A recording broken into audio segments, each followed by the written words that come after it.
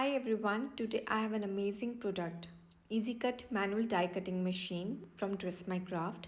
Today I will be sharing just the unboxing video. How to use it and its review will be followed in next two videos, so stay tuned for that also.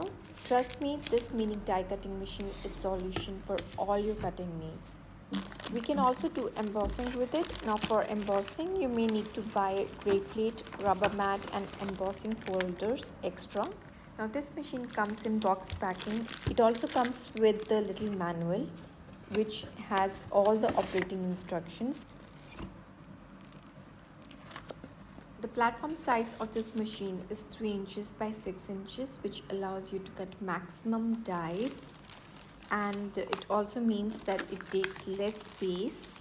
It comes with 2 acrylic plates for cutting purpose, and by looking at its size you can easily make out that it's such a small one that can fit in my hand. It has a rubber grip, it's easy to store, it's lightweight, and also no fixing is required for the handle.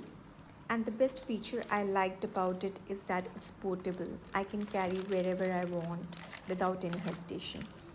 I hope you liked the unboxing video with basic information. Stay tuned for the next video where I will be showing how to use it.